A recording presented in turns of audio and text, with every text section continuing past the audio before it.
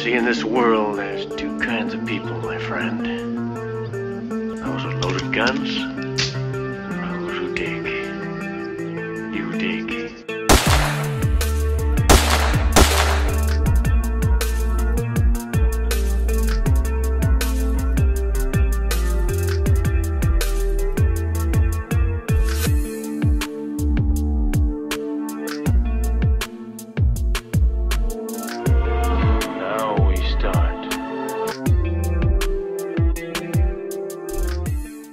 Bonjour à tous, nous voici à nouveau pour notre point hebdomadaire. Donc, nous sommes aujourd'hui le vendredi 11 juin 2021 et je vous propose de regarder ce que j'ai fait aujourd'hui. C'est un diagonal spread sur l'entreprise Engie. Donc diagonal spread, qu'est-ce que j'ai fait? J'ai acheté un call 1 an et j'ai donc trade dans la monnaie et j'ai vendu sur, pour le coup, juillet, donc un mois, un call également, et hors de la monnaie. On va regarder, enfin très proche de la monnaie, mais hors quand même de la monnaie. On va regarder la petite vidéo qui permet de voir ce que j'ai fait sur Interactive Broker, donc notre broker. Hop. Alors... donc voilà l'outil donc là c'est sur mon iPad que j'ai réalisé l'opération. Donc on va tout d'abord donc sur le ticker Engie qui est donc ENGI sur eBay. On va dans la partie options, donc on a toutes les échéances qui apparaissent là. On peut choisir la bourse, donc Monep ou DTB. Donc là j'ai choisi Monep parce que sur cette action-là, en tout cas, c'est là où il y avait le moins de spread. Il y a deux types, sur chaque échéance, deux types, alors je sais pas comment on appelle les GA1, GA3, mais le premier c'est donc dans le cas où on veut une option type américain et l'autre type européen. Donc pour rappel, une option de style américain, on peut l'exercer quand on veut, alors que de type européen, elle ne peut être exercée que le jour d'expiration. Donc, hop, je vous passe la petite vidéo de mon écran. Donc, vous voyez, je choisis le 17 juin 2022. Donc, un strike de 6 €. Hop, vous voyez, le delta là est de 98. Donc, quasiment 1. Enfin, 0,98, quasiment 1. La fourchette de prix sur ce call, donc 6,29 à 6,35 entre l'acheteur et le vendeur. Donc voilà, je sélectionne. Alors comme je fais deux opérations en même temps, donc à la fois un achat de call et une vente de call, donc l'outil, ce que je vais faire, c'est que je sélectionne donc ce strike. Vous allez voir, je vais également, enfin cette option-là, je vais également sélectionner. Donc en juillet 2021, je crois que c'est le 16 juillet 2021, voilà, je vais sélectionner le strike, donc très proche de la monnaie, puisque vous voyez que le cours est à peu près à 12,30 et moi je prends 12,50 comme vente de call. Donc voilà, et en fait ce que je fais après, c'est que donc par défaut là il m'a mis les deux acheteurs, donc je vais cliquer en fait sur celui que je veux pour le coup changer de sens. Donc c'est la partie plus courte, le 16 juillet, je veux le vendre, donc je vais cliquer dessus, voilà, je vends. Ensuite j'appuie sur ordre, voilà. Là, j'ai plein de trucs qui m'alertent comme quoi c'est dangereux. Ou surtout parce que j'ai pas les cours en direct, je dois avoir 15 minutes. Donc ça peut être un peu pénible quelquefois, mais dans la mesure où par ailleurs, enfin les cours d'options, je les ai pas en direct, par ailleurs où je peux avoir les cours en direct, notamment j'utilise pas mal TradingView. Bon, je regarde typiquement si on est en train de monter ou de descendre, et puis j'en déduis ce que fait l'option. Mais bon, je devrais regarder quand même si je peux voir les options en direct, je serais plus à l'aise.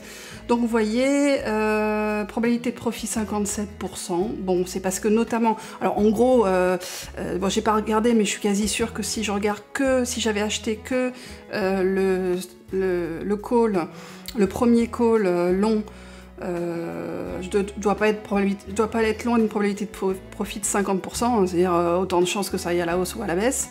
Là, j'améliore ma probabilité de profit puisque je vends une partie et donc j'abaisse mon point mort. D'ailleurs, le point mort est indiqué ici 12,18 alors que vous voyez que le cours est à 12,29,8. Donc ça, c'est plutôt pas mal. Voilà, hop, on regarde la suite de la vidéo. Voilà, ça m'indique l'impact sur la marge. Ça, je vous disais souvent que c'était important de le voir. Donc là, je vais faire un ordre à prix limite. Alors, surtout pas faire un ordre prix de marché. Alors là, on l'a pas vu. Attendez, on va juste... Voilà. Donc surtout pas faire un ordre prix de marché, parce qu'un ordre prix de marché, vous aurez eu normalement 6,09, donc enfin pardon, 6,18, hein, comme vous êtes acheteur, vous auriez eu le prix du vendeur, mais comment dire, c'est pas forcément donc l'idéal, et d'ailleurs, bon, dans d'autres cas, alors celui-là, je pense pas que ça serait produit, à mon avis vous auriez eu 6,18, mais d'autres cas, lorsqu'on se met au prix de marché, il suffit que, je sais pas, on tombe à un moment où il y a plein de gens qui veulent acheter, et puis on se retrouve, si tout le monde fait prix de marché, ça peut faire monter le prix de marché très très vite. Donc bon, de toute façon, dans tous les cas, ne pas se poser 36 000 questions, et plutôt ce qu'elle est au départ en mid, et in fine, je l'ai bouclé à 6... D'ailleurs, non, là, je crois que j'ai descendu un petit peu, vous allez voir sur le... Hop, attendez, je vous montre.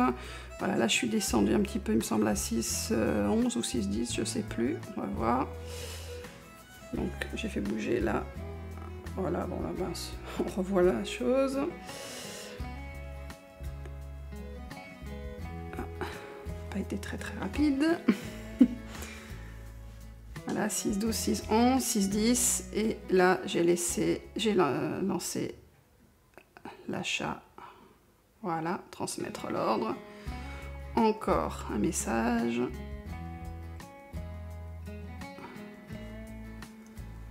Et voilà. Là, l'ordre est transmis. L'ordre en cours.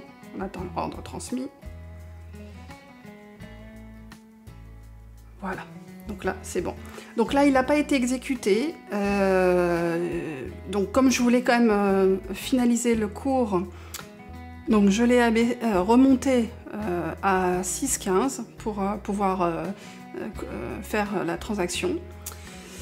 Et ensuite, voilà, je vous présente la manière dont ça apparaît ensuite sur l'ensemble de mon portefeuille. Donc vous voyez là, il y a d'autres transactions qui sont en cours, majoritairement des ventes de poudre, une vente de Strangle. Donc un Strangle, c'est une vente de put et une vente de...